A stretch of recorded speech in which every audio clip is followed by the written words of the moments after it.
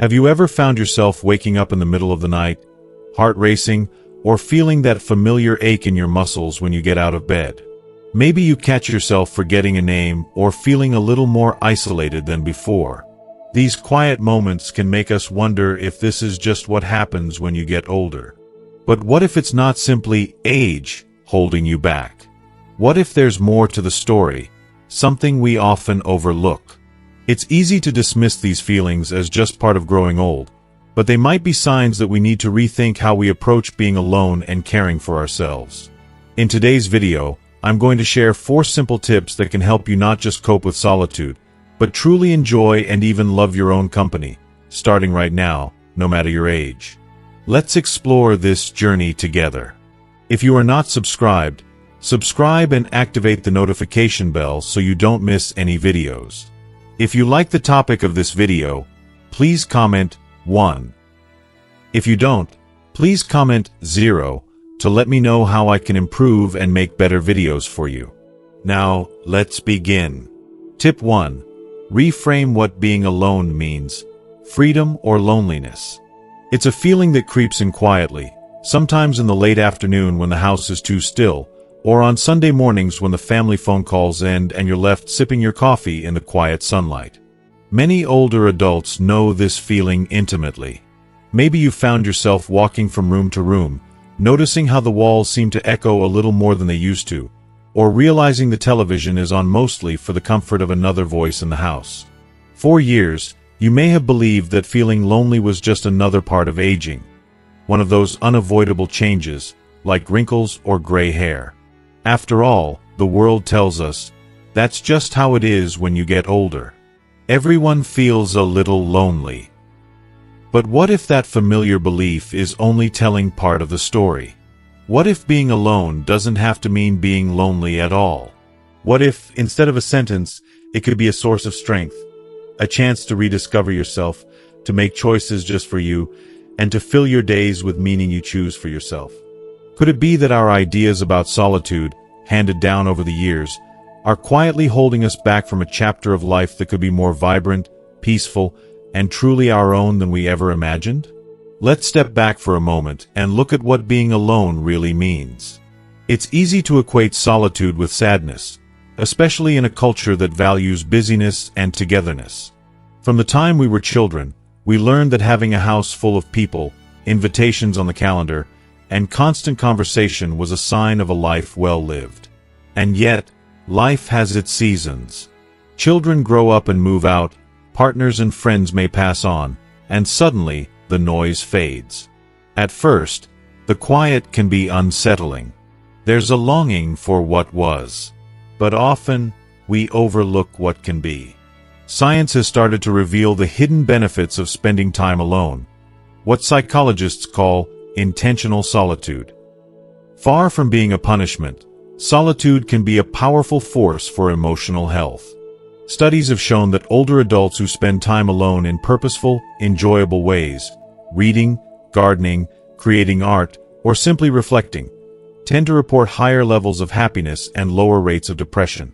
This is partly because solitude gives us a chance to listen to our own needs, desires, and dreams, sometimes for the first time in years. Loneliness, on the other hand, isn't defined by the absence of people, but by the absence of meaningful connection. You can feel lonely in a crowd or even within your own family, if your days are filled with noise but not true companionship. The key difference is intention. When you choose to be alone and use that time to care for yourself or pursue your passions, being alone transforms from emptiness into empowerment. It becomes a space to grow, rest, and reconnect with the parts of yourself that might have been set aside in the busy decades before. So, how do you begin to make this shift? How do you move from seeing solitude as a burden to embracing it as a blessing? The first step is gentle, and it starts with your thoughts. Begin to notice the stories you tell yourself about being alone. Are they filled with words like left behind, abandoned, or unwanted? Or can you start to shape new stories, ones that use words like independent, free, curious, and capable? It might sound simple, but this shift in language is powerful. When you describe yourself as independent instead of alone, you permit yourself to explore life on your terms. When you think of yourself as free rather than left behind, you open doors to new hobbies, friendships, and adventures that might not have fit in the busy years before. Of course, changing the way you think doesn't happen overnight. You might start by making a list of things you love but have rarely had time for. Painting, writing, walking in the park, learning a new instrument, or volunteering for a cause that inspires you. Schedule small windows of time each day or week for these activities, treating them as important appointments with yourself. Over time, these moments become something to look forward to, a reason to cherish your own company. Let's bring this to life with a story. Not long ago, I met a woman named Barbara at a local community center in Ohio. Barbara had spent most of her adult life caring for others, her children, her husband, her aging parents. When her husband passed away, she found herself surrounded by quiet, unsure of what to do with the long afternoons. At first, she tried to fill the silence with television and phone calls. But the emptiness lingered. One day, sorting through a box of old keepsakes, Barbara discovered a set of watercolors and brushes she'd used in her 20s. On a whim, she set up a little table by her kitchen window and began to paint, first awkwardly, then with growing confidence. Each afternoon, she gave herself permission to sit, breathe, and create. Soon, her walls were filled with bright landscapes and portraits of flowers. "I thought I was just passing time," she told me with a smile. "But I found a piece of myself I'd forgotten I had." Today, Barbara looks forward to her quiet hours. She joins a local painting group once a week, and sometimes even teaches her grandchildren how to mix colors during their visits. Her solitude became a canvas, and she is now painting her own story. If you're not sure where to start, try this gentle practice. The next time you find yourself alone, turn off the television and sit by a window with a notepad or a cup of tea. Let your mind wander. What do you notice about the world outside? What do you feel in your heart? Maybe you'll write down a memory, sketch a simple picture, or jot down a few things you're grateful for. These small acts of presence can be a doorway into seeing your solitude as a friend, not a foe. You might also try reframing your routines. Instead of eating meals in front of the TV, set a place at the table, light a candle, and enjoy your food slowly. If you like music, play your favorite old records and let yourself dance around the living room. No one is watching, and every moment is yours. Take walks outside and notice the details you once rushed past. The scent of the air, the color of the sky, the way the sun feels on your face. These small, intentional moments are how you begin to build a relationship with yourself, to cherish your own company. Sometimes, loneliness will still creep in. That's normal. But when it does, remind yourself that you have a choice. You can reach out to a friend or neighbor for a chat, join a group with shared interests, or simply sit with the feeling and notice that it, too, will pass. The important thing is not to see your solitude as a life sentence, but as a living, changing companion. A chance to get to know yourself, maybe for the very first time. Across the country, countless older adults are quietly reinventing what it means to live alone. Some are planting gardens for the first time, turning backyards into havens of beauty and growth. Others are taking up new crafts, writing family memoirs, or even starting small businesses from their kitchen tables. What they all have in common is the realization that solitude isn't something to be endured, it can be something to be celebrated.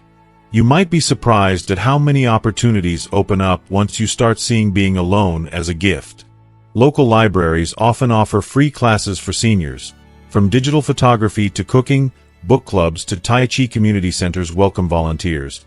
And art galleries are always looking for helpers. If you're more of a homebody, the internet can be a window to the world. Online learning, virtual tours of museums, video calls with friends or family far away. With a little curiosity and courage, you can create a routine that's not only comfortable but deeply fulfilling. It's natural to feel uncertain at first. Many people your age were raised in generations that valued family gatherings and close-knit neighborhoods.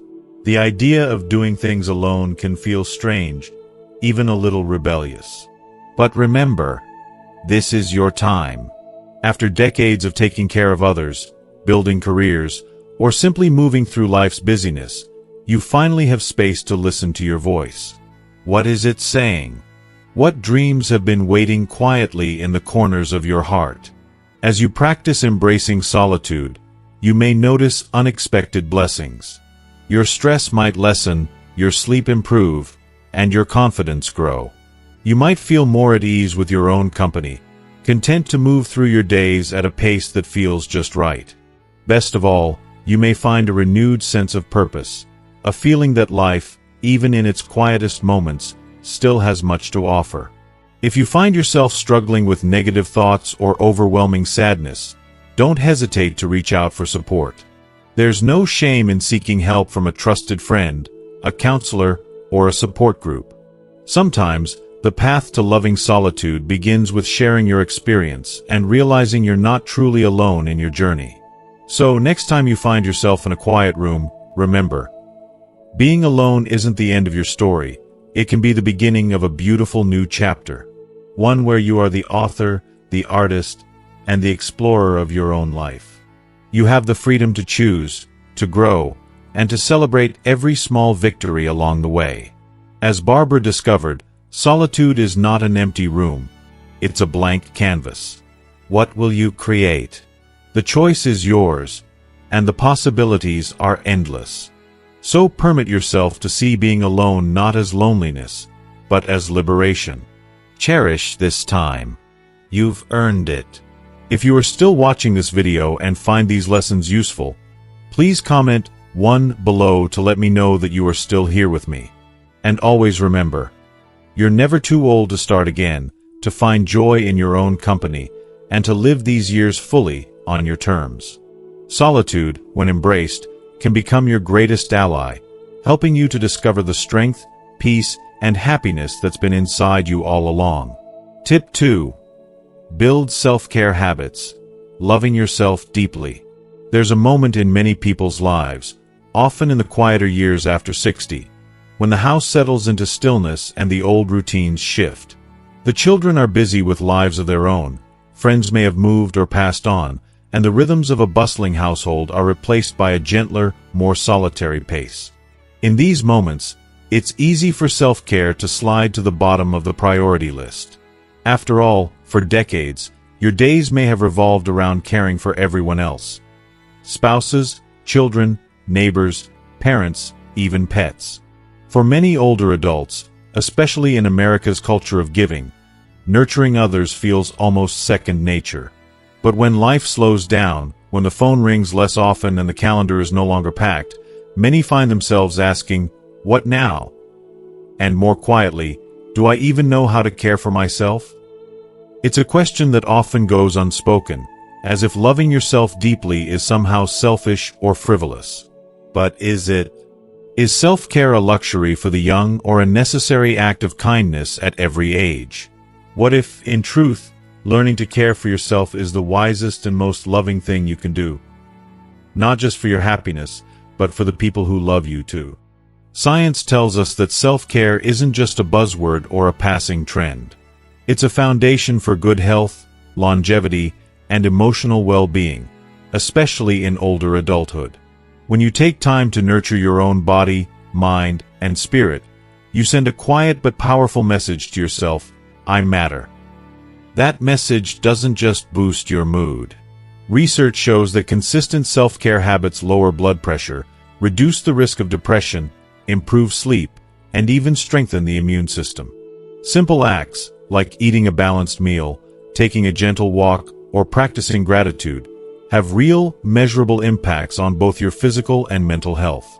But what does self-care look like when you're over 65? The glossy magazines might suggest expensive facials or trendy spa retreats, but for most people, self-care is much simpler, far more personal, and rooted in everyday choices. Sometimes, it's as basic as making a cup of tea and drinking it slowly, allowing yourself to savor the warmth. Sometimes, It's choosing to eat a nourishing breakfast, or saying no to something you don't want to do, permitting yourself to rest without guilt. At other times, it's setting aside a few moments in the morning to stretch, breathe deeply, and thank your body for carrying you through so many years. Building self-care habits begins with small, gentle steps. You don't need a complete life overhaul. The most powerful changes are often the most sustainable ones. Tiny daily rituals that signal to your mind and body, you are worth the effort. For some, this might mean re-establishing a morning routine, even if it's just opening the curtains, making the bed, and stepping outside for a few breaths of fresh air.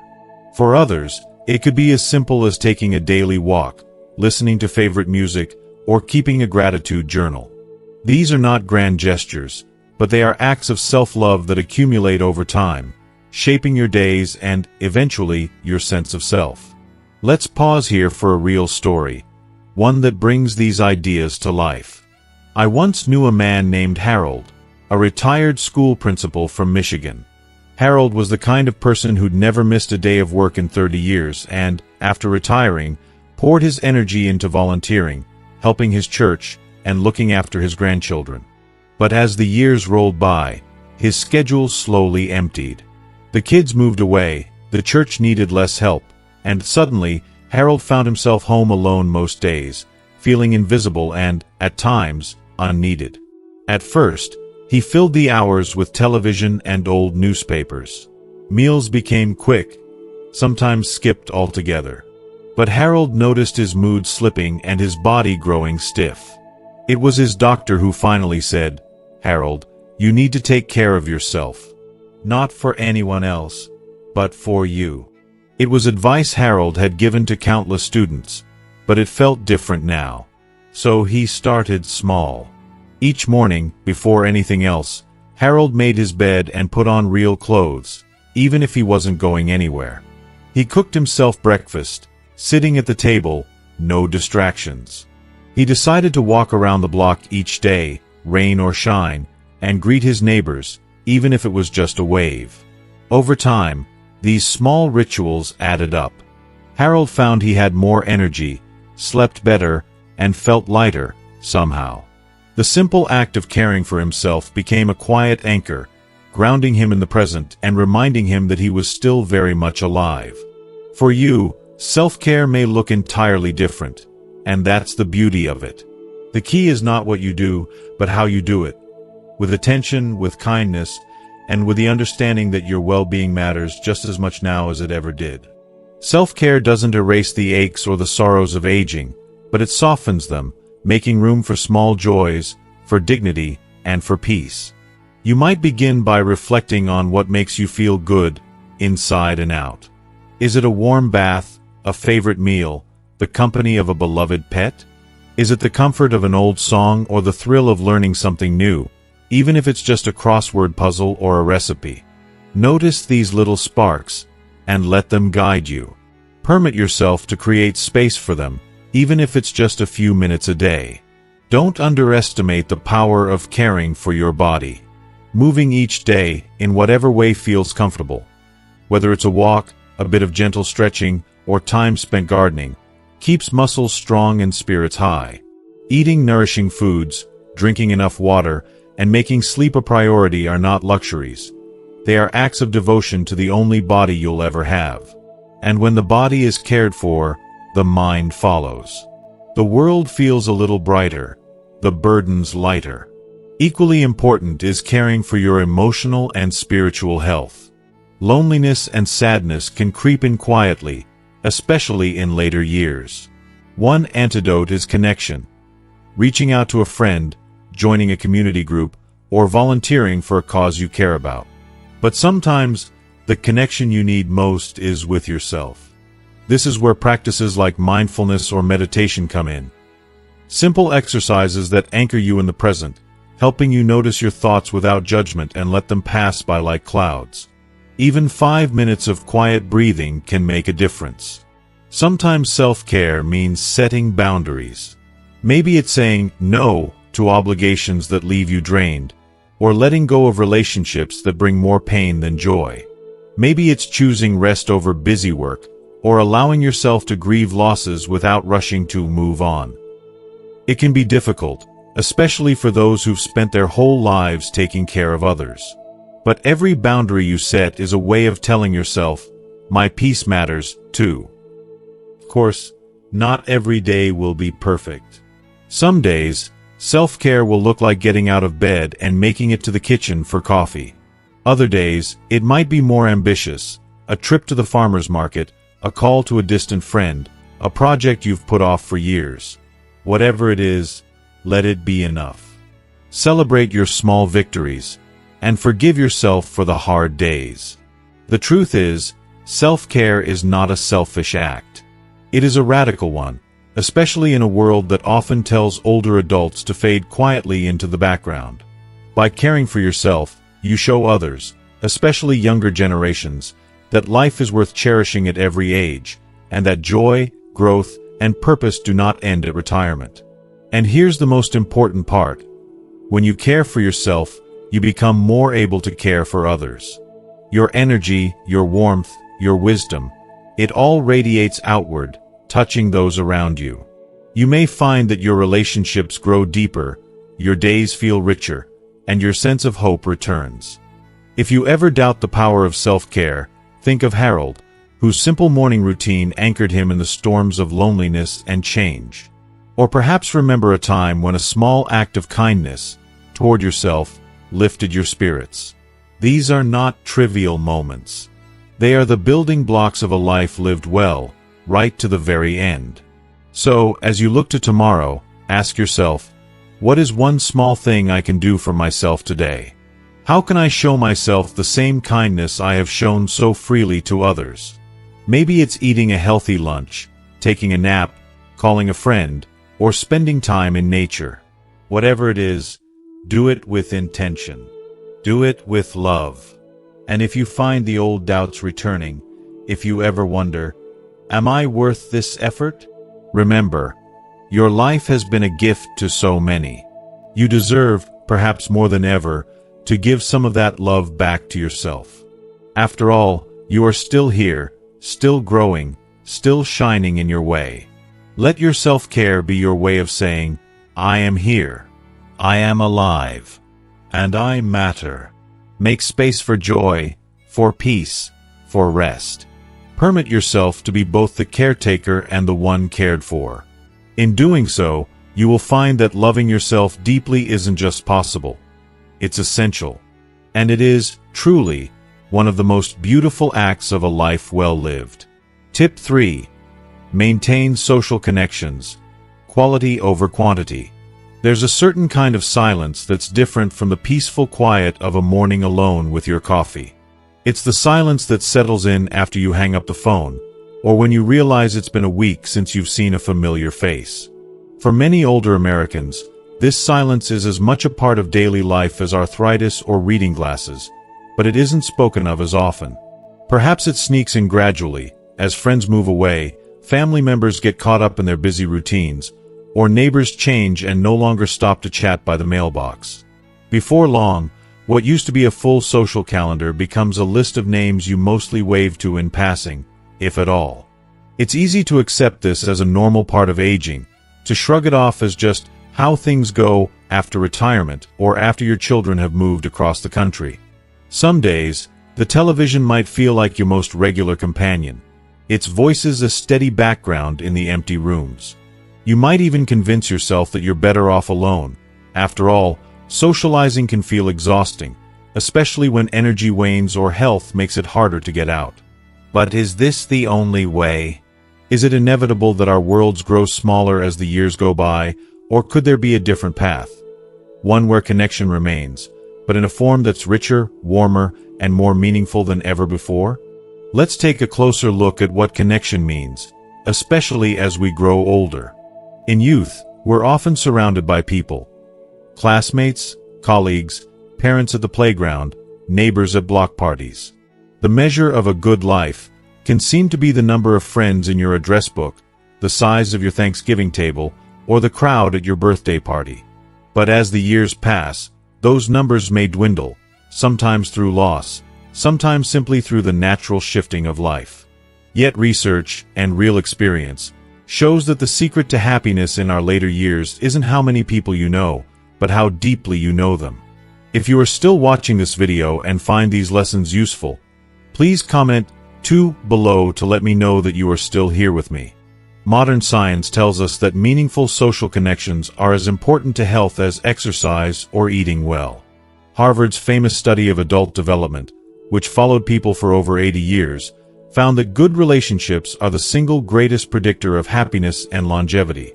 Not the number of acquaintances or party invitations, but the presence of even a handful of people you can trust, who know you, who care about your day, and listen when you call. These are the connections that buffer us from loneliness, that make even the quietest days feel full. It's a truth that many seniors discover almost by accident. Take, for example, Helen, who moved to a small town in Pennsylvania after her husband passed away. In her younger years, Helen had been the life of every gathering, a regular at church potlucks and family reunions. But by the time she was 70, her closest friends had either moved or passed on. At first, Helen tried to fill the void by joining every club she could find: quilting circles, bridge nights, even a ballroom dance class. She met plenty of people, learned lots of names, but often came home feeling just as alone as before. One day, Helen found herself sitting in the sun at the local library, chatting quietly with a fellow patron, Margaret, over their mutual love of mystery novels. It wasn't a loud, bustling group, just 2 women talking about the books that made them laugh or cry. That friendship blossomed, slowly and quietly, into something real. They exchanged phone calls, shared recipes, and eventually spent holidays together when family was far away. It was this small circle, a handful of true, deep friendships, that carried Helen through lonely days. She learned that it wasn't the size of her social world, but the depth of her bonds, that made life feel worth living. If you're watching this and thinking, "But it's too late for me to make new friends," or "I'm too tired to keep up with a busy social life," know that you're not alone in these feelings. Social energy can wane with age, and the desire for constant activity often fades. But the beauty of this chapter in life is that you get to choose the connections that matter most. It's not about collecting more names or filling every hour with appointments. It's about investing in relationships that nourish your soul, whether that's an old friend from church, a neighbor who shares your love of gardening, or a grandchild who calls every Sunday. So, how do you nurture these kinds of connections? It often starts by looking for quality over quantity. Begin by thinking about the people who bring you joy, who truly see you, even if you don't speak every day. Maybe there's an old friend you've lost touch with. Reach out with a letter or a phone call. Perhaps there's someone new you've met at the senior center or the library, someone you feel comfortable around, even in silence. Give these relationships space to grow naturally, without pressure to be anyone but yourself. It can also help to simplify your social commitments. Instead of spreading yourself thin across many groups, focus your energy where you feel most at home.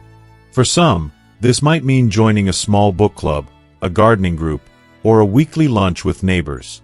For others, it could be volunteering, participating in a faith community, or even connecting with relatives online. The key is to prioritize depth. Make time for real conversation, for laughter and vulnerability, for listening as much as talking.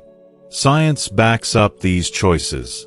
Studies show that seniors who maintain even just 1 or 2 strong social connections are less likely to experience depression, cognitive decline, or heart disease. The simple act of sharing stories, asking questions, or checking in on a friend can trigger positive changes in the brain, boosting mood and even strengthening the immune system. These aren't just nice-to-have extras. They're essential ingredients in a life that feels full, regardless of how many candles are on your cake. Let's return to Helen for a moment. After a few years in her new town, Helen didn't have the biggest social calendar, but she did have Margaret, and a neighbor named Joe who shared his tomatoes every summer. On Tuesdays, she and 2 other women gathered at the coffee shop to knit and trade stories. No one kept track of how many friends they had. What mattered was the comfort of belonging, the laughter that echoed long after they said goodbye. If you'd like to strengthen your own social ties, start with small steps. Reach out to someone you care about. Send a card, pick up the phone, or invite them for a cup of coffee or a walk in the park. Don't be discouraged if the first attempts feel awkward. Like any good garden, friendships take time to grow. Be patient with yourself and others. If in-person meetings are difficult, embrace technology. Many seniors are discovering the joys of video chats, online book clubs, or even connecting with old schoolmates through social media. And remember, real friendship isn't about always agreeing or never having conflict. It's about being seen, accepted, and valued for who you are. If a relationship leaves you feeling drained or unhappy, it's okay to step back.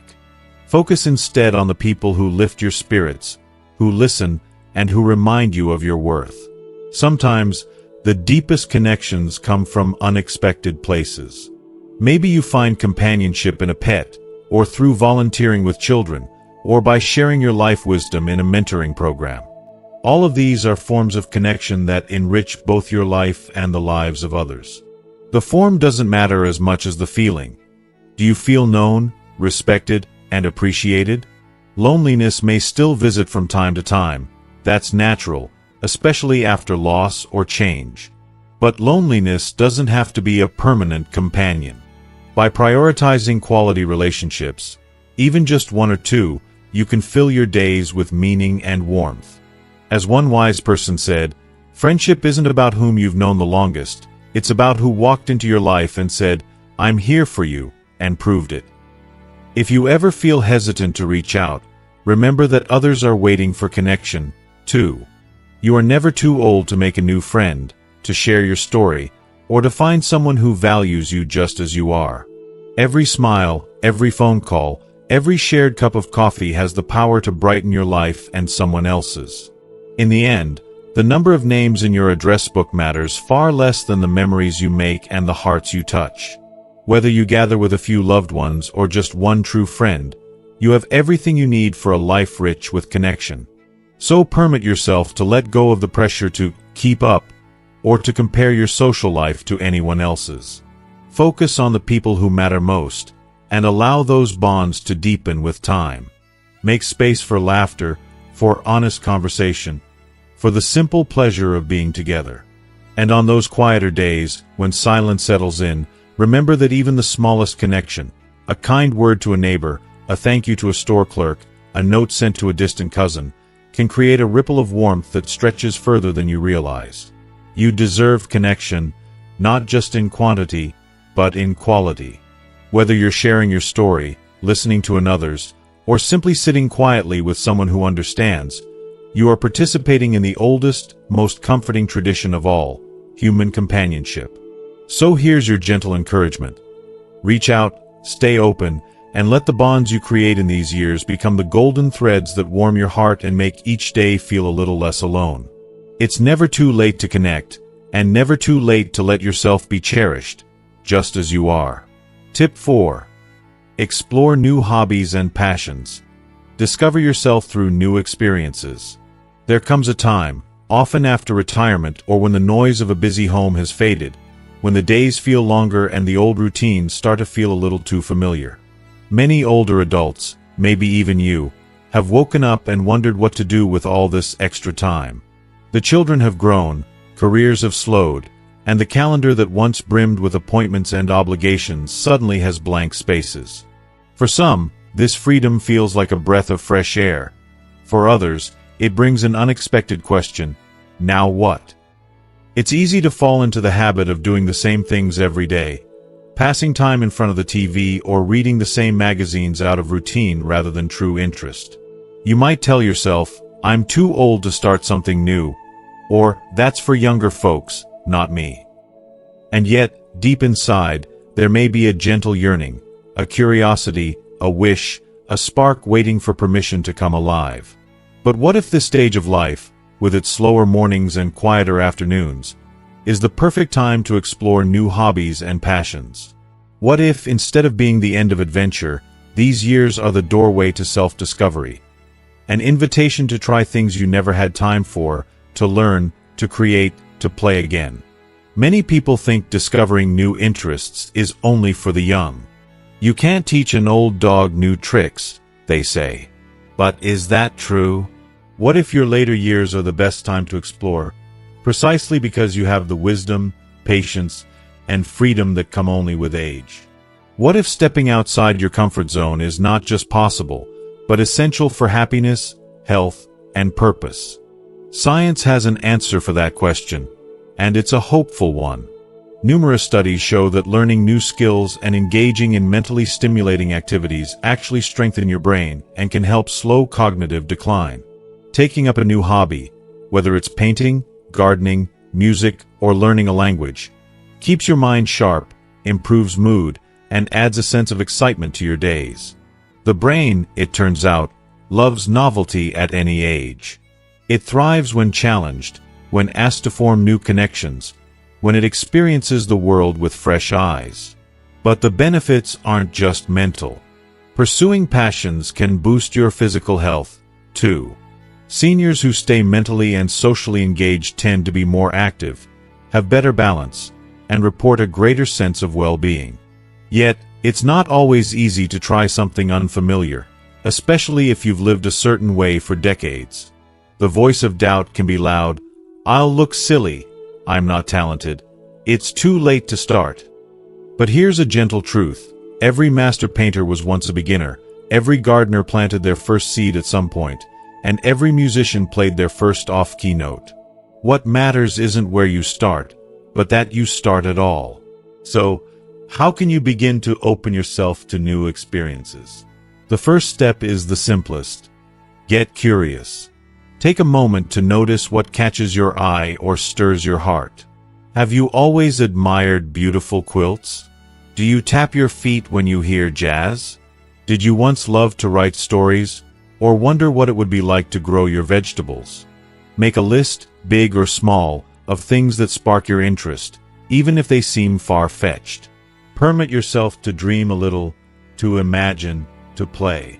If you are still watching this video and find these lessons useful, please comment 3 below to let me know that you are still here with me. Next, start small and gently. You don't need to sign up for a college course or buy expensive supplies. Begin with what's nearby: a community center class, an online tutorial, a book from the library. Maybe you start with a packet of seeds and a few pots on the windowsill, or you join a weekly walking group at the park. Try something just for the fun of it, without pressure to be good, without worrying what others might think. Let me share the story of George, a widower from North Carolina who spent most of his life as an accountant. George's days were once filled with ledgers and deadlines, and after retirement, he found himself lost in the silence of his house. He tried to fill the time with television and chores, but nothing brought him real joy. One afternoon, while visiting his daughter, George saw his granddaughter practicing on her old violin. The music was rough, but it stirred something in him, a memory of his father, who once played fiddle tunes on the porch. On a whim, George asked if he could try. His granddaughter laughed but handed him the violin. At first, it was awkward, his fingers stiff, the sound squeaky. But with her encouragement, George began to practice, just a few minutes each day. He watched videos online, read music books from the library, and found a beginners group at the local community center. Months passed, and George discovered not only a new skill but a new circle of friends. Other seniors, all learning together, all laughing at their mistakes and celebrating their progress. The music brought light into George's home and purpose into his mornings. I used to think life after retirement was just waiting out the days, he said, but learning violin reminded me I'm still growing. There's always something new to discover. His story isn't rare. It's a quiet example of what happens when you allow yourself to try. Of course, not every new passion needs to become a grand pursuit. Sometimes, exploring means revisiting old joys, picking up a camera, dusting off a fishing rod, baking a new recipe, or even learning to use technology to keep up with distant family. The world is full of opportunities to stretch and delight your mind.